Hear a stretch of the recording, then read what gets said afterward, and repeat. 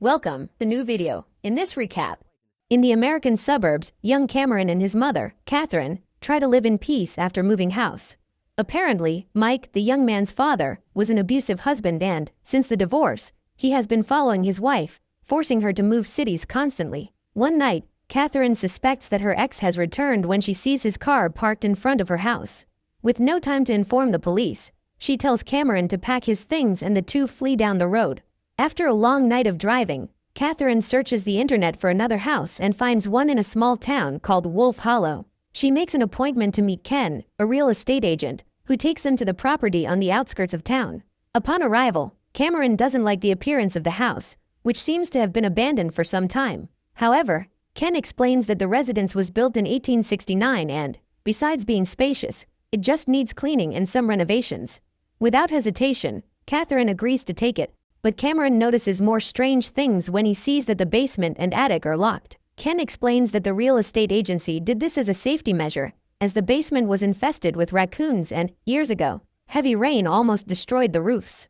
Finally, Catherine goes to sign the papers for the house, while Cameron decides to take a look at the basement. The young man manages to open the lock and goes down the stairs, without noticing that the door appears to be stained with blood.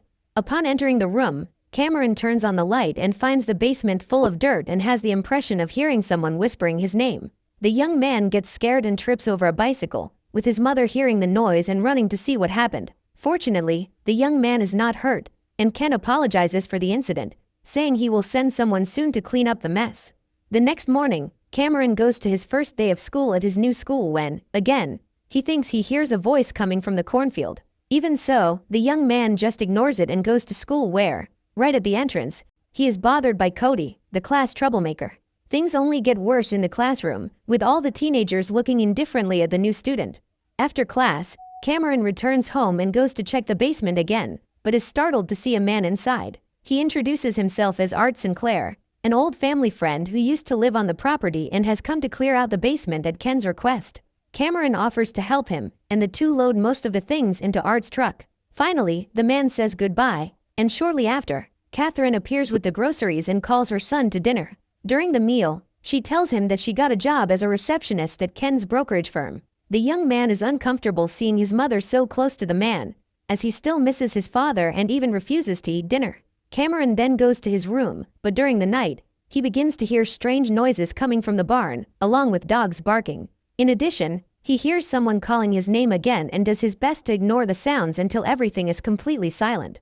After a difficult night, things only get worse at school when Cody and his henchmen surround the young man in the bathroom. The troublemaker says he already knows where Cameron is living and, according to rumors, the house is haunted by wild dog ghosts. Cameron just walks away, but it reminds him of the barking he heard the night before. When he returns home, he decides to take a look in the barn and finds nothing strange, but when he looks out his bedroom window, he sees someone closing the curtains. Believing it to be Catherine or even his father, the young man runs back home, but finds no one around. Even so, he decides to explore the basement again and finds a hidden room, where he finds a folder with drawings and photos. As he tries to pick it up, a dog appears in the darkness and lunges toward the young man. Luckily, he manages to escape in time and locks the door from the outside, with the dog's barking ceasing shortly thereafter. After this scare, Cameron returns to the room and begins to search through the files until he finds a photo of the couple Frank and Evelyn McTavish. Along with the photo, he finds drawings made by the couple's son, a boy named Jackie. However, the drawings become increasingly macabre, which only makes Cameron curious about the family that lived in the house. He then begins an investigation on the internet, but finds no information about the McTavish family. When night falls, Cameron tries to sleep, but hears strange noises coming from the door. When he gets up, he comes across a mysterious boy sitting at his desk, who starts walking towards him. Cameron panics and tells him to go away, with Catherine coming into his room and turning on the light. She asks what happened, but when Cameron looks at the desk, the mysterious boy has disappeared. Believing that Cameron is having difficulty adjusting to the new house, she lets him stay home to rest. The next day, as soon as Catherine leaves for work, Cameron rests in his room when, once again, he encounters the same boy from the night before, holding a jar of marbles. The boy reveals himself to be Jackie, the same one who made the drawings, and he says he misses his parents. The young man also says that his father put guard dogs on the property shortly after his mother disappeared. Cameron asks how she disappeared, but before he gets an answer, his cell phone rings and Jackie disappears from the room. The young man begins to question whether Jackie was even real and decides to go to Art's house in search of more answers. Arriving at his house, Cameron does not find the man, but while searching the place, he finds a photo of Jackie and his parents. Everything indicates that Art had a connection with them, and Cameron hurries back home when he hears Jackie's voice, who appears in the cornfield. However, in addition to him, wild dogs appear and chase after Cameron, who runs as fast as he can to his house. There, he runs into Catherine and tells her not to open the door, as he has been chased by a pack of dogs. Confused, the young man's mother decides to look outside, but there is nothing around the house. Despite this, Cameron is sure that his visions are real and decides to continue investigating. Another day passes and the young man returns to school, but during recess, no one wants to sit next to him. He then goes to the table where he meets a little boy named Ben, who is also alone, and the two soon become friends. Cameron asks if he knows anything about the McTavish family, and Ben replies that, according to rumors, Frank and his family perished inside the house. Shortly after this tragedy, Ben says that Cody's grandmother, Hannah, went to the authorities and said that Frank had been eliminated by his own dogs. Not only that, but days earlier, he had eliminated his wife after discovering that she was having an affair with Hannah's brother. However, the authorities found no evidence to support this story, and shortly thereafter, Hannah was admitted to a psychiatric hospital. Ben continues to tell the story, but Cody realizes that the young man is talking about his family and knocks him off his chair. Cameron becomes enraged and starts a fight with the troublemaker, managing to punch the lunatic in the face. The fight continues, but the two are interrupted by the school principal, who punishes them with a week's suspension. Upon learning of the incident, Catherine goes to pick up Cameron, who tries to explain himself to his mother, but she is furious to learn that her son was fighting, just as his father used to do.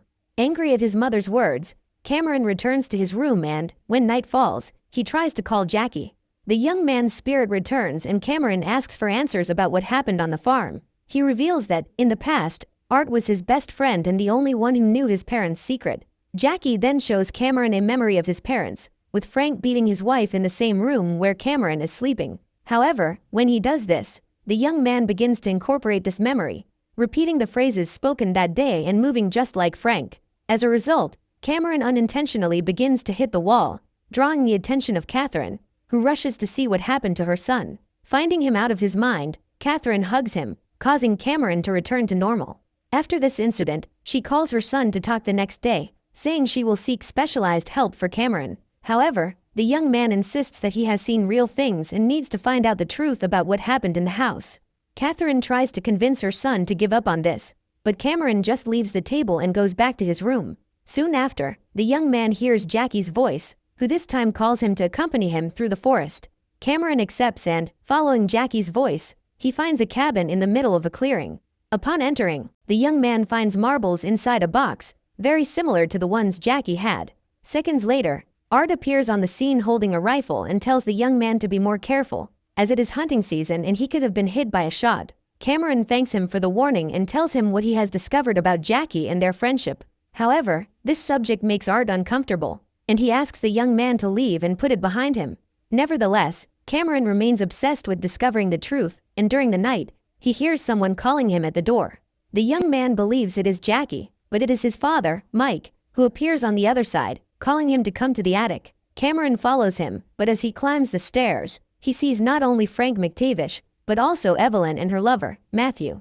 The young man is frightened to see the deceased in front of him, but everything gets worse when he sees his mother, her body contorting and her skin becoming paler and paler. This terrifying sight wakes Cameron up, and he realizes that it was all just a nightmare. However, the young man decides to continue his investigation and, upon returning to school after his suspension, he meets Ben and asks him where Cody's grandmother was admitted.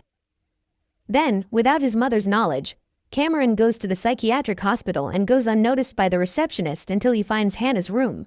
Upon entering, he says he is a friend of Cody's who has come to talk to her about a history project. He then asks about what happened to Matthew and his involvement with Evelyn McTavish.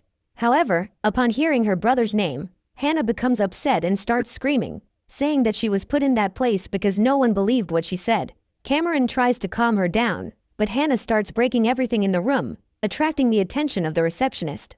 Without wasting any time, the young man flees the hospital and returns home, where he finds Catherine waiting for him. She says she was informed by the principal that Cameron did not go to class and demands to know where he was. However, before the young man can answer, Officer Culp knocks on the door, saying she was called after the incident at the hospital. The officer reports that Hannah ended up hurting herself in her room after Cameron's unauthorized visit.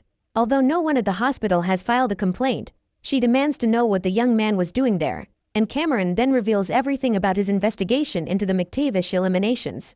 He recounts the information he discovered about Evelyn and Hannah's brother's involvement, thanks to the help of Jackie, the McTavish's deceased son. As expected, Catherine and the police officer do not believe that Cameron communicated with the deceased, but the young man insists that he is telling the truth. In addition, he says he saw the souls of Frank, Evelyn, and Matthew in the attic in a nightmare. Cameron believes this is a sign that their bodies are in the attic of the house.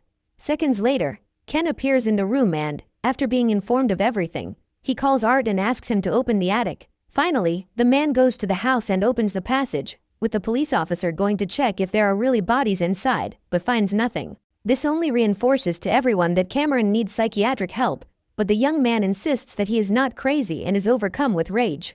He then begins to break everything around the attic, but Ken takes the initiative and hugs him, calming the young man down. The next morning, Cameron wakes up and sees Ken making breakfast in the kitchen. Feeling calmer, the young man apologizes for the night before and Ken reassures him, saying he understands how he feels, as he also has 2 children his age. However, since the divorce, Ken hasn't had as much contact with them as he would like, but he is willing to help Cameron in any way he can. The young man feels more confident after hearing this, so he takes Ken to his room and shows him Jackie's drawings. In addition to the drawings, Cameron is also able to communicate with Jackie and believes that he is trying to reveal the truth about his parents' perishment. He then asks Ken for help in finding out what happened, but instead, Ken becomes concerned about it all and tells Catherine. At dinner, she tells Cameron that he will go to therapy sessions so that he can forget about the McTavish family. He will be accompanied by a psychologist recommended by Ken, and when he realizes that Ken told his mother everything, Cameron becomes enraged and leaves the table. As soon as he returns to his room, the young man picks up the picture frame with a photo of himself next to his mother and, upon opening it, finds a hidden photo of his father. On the back is a message from Mike with a contact number, and without thinking twice, Cameron calls him. Hearing his son's voice after so long, Mike is moved and asks where he is. Cameron keeps this a secret and asks his father if he was really following them all this time. Mike says no and warns his son about Catherine's personality issues, which led to the end of their marriage. He also says that Catherine has kept them apart, which only makes Cameron even more confused about who to believe. Suddenly, Catherine appears in the room and asks who her son was talking to, but Cameron replies that he was alone and hides his cell phone. Another day passes and Jackie appears again to Cameron. Tired of hearing only part of the story, the young man demands to know the whole truth about what happened to the McTavish family. Jackie then reveals that one day Evelyn grew tired of the abuse she and her son suffered from Frank and decided to run away with Jackie. However, Frank discovered their plan and found Evelyn, who was finishing packing her bags. She quickly told Jackie to run away and tried to confront Frank, but he began to assault her until Evelyn could no longer resist. After that, he hid Evelyn's body in the barn and went after her lover, Matthew, burying them both on the property. After committing this crime, Frank put 3 guard dogs on the property to scare away anyone who approached and thus avoid possible witnesses. One day, Jackie left the house and found the clearing where he met Art, and the two became friends. However, when his father discovered that the young man was leaving the house, he pulled Jackie by the arm and called his guard dogs. He threatened to feed his son to the animals if he tried to run away from home. Jackie tries to break free from his father and accidentally knocks him to the ground, just as the dogs run towards him. In a matter of seconds, the animals began to bite Frank's body, and Jackie tried to help his father, but it was too late. After eliminating the man, the dogs advanced toward Jackie, who fled to the attic and hid inside a chest. Now that he knows the whole truth, Cameron can put the matter behind him and get on with his life. Later, his mother calls him over to talk at the table, and together with Ken, they apologize for the way they treated the young man. In addition, she reveals that she is in a relationship with Ken, and Catherine promises her son that there will be no more secrets between them. Cameron accepts their apologies and supports their relationship, finally managing to reconcile with his mother.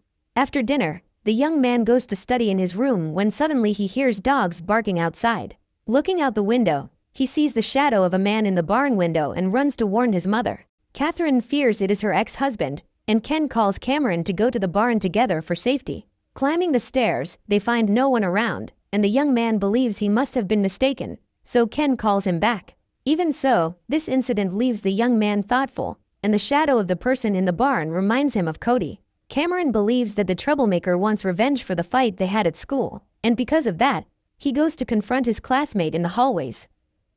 When he finds him, Cameron warns Cody to stay away from his house, or he'll regret it. However, the young man says he doesn't know what he's talking about and leaves, calling him crazy. After class, Cameron calls his father again and tells him he saw someone in the barn. Once again, he asks if Mike was there, but he denies it and asks what happened. The young man ends up letting slip that he went there with Ken, but that nothing much happened. Upon hearing that name, the young man's father asks who he is, but Cameron just changes the subject and tells his father that he won't be calling him for a while. The young man no longer wants to keep secrets from his mother and promises that when he is older, he and his father will have more time together. Cameron then says goodbye and ends the call, unaware that his father is in a hotel in town, with a gun on the table next to him. After school, Catherine ends up being late because of work, but she sends a message saying that Ken is on his way. Seconds later, Cameron sees Ken's car approaching, but instead of him, the young man comes face to face with Mike. Frightened, Cameron tries to call Ken, but discovers that his cell phone is on the passenger seat. The young man asks what happened to him, but his father tells his son to get in the car and, seeing that Cameron doesn't want to come, he loses his patience and orders him to get in. Otherwise he won't see Ken or his mother again. With no other school to go to, Cameron gets into the vehicle and again demands to know where his mother is. Mike replies that Catherine had an accident on the stairs and he locked her in the basement, while Ken is tied up in the trunk. He also says that he wanted his family back, but Catherine refused and Ken only made things worse. Because of this, his plans have changed and now he intends to eliminate them both and keep Cameron, so that they will never be apart again. Seeing that his mother was right about Mike, Cameron pulls the steering wheel, causing the car to stop in the middle of the road. He then manages to escape from the car and runs towards the forest, with his father following him, holding the gun in his hand. In the fog, Cameron asks Jackie for help, and the young man uses his voice to guide his friend through the forest. Finally, Cameron hides behind a fallen tree, but Mike finds him and pulls the young man by his legs. He insists that his son come with him, but Cameron refuses and tries to break free from his father. Mike becomes enraged and pulls a gun on his son, with Cameron discovering that his father is a violent and abusive man, just as Frank was to his wife and son. Unfortunately for Mike, before he can do anything to Cameron, the three dogs appear and attack him. He tries to resist, but ends up suffering the same tragic fate as Frank McTavish, and Cameron is forced to flee, leaving his father behind. On the way, he ends up meeting Art, who hugs the young man and tells him to calm down, saying that everything will be okay. After this tragedy, Art takes the young man back home, where he finds Ken and Catherine safe and sound. Minutes later, the police arrive at their house, informing them about Mike's body, which they found in the middle of the forest. The strangest thing is that, according to the officer, the city has not had wild dogs or wolves for many years. Cameron knows that those were the spirits of Frank's dogs, who continue to inhabit the area and eliminate anyone who threatens the property. Finally, the police officer believes what Cameron said about the eliminations of the McTavishes and Matthew, but the question remains as to how Jackie perished. Art then reveals that after Frank's perishment, Jackie hid inside a trunk in the attic and stayed there all night. Unfortunately, the house was hit by a severe storm, which destroyed part of the roof, with the debris collapsing on top of Jackie. The next day, Art found his friend's body and, in his honor, buried him near the clearing, as that was the only place where he had been happy. With this mystery revealed, Cameron says that Jackie told him where Evelyn and Matthew were buried and leads the police to the barn. Hours later, the police found the bodies of the two victims, and after this traumatic experience, Cameron, Catherine, and Ken return home. More days pass, and the family goes to the clearing, where they find Jackie's grave in the snow. Cameron then hands him the jar with the marbles, in honor of the boy who was the victim of such a cruel fate. Despite everything, he wishes Jackie could rest in peace and leaves with Catherine and Ken, the three of them willing to leave the past behind and start their lives over. Subscribe for more recap videos.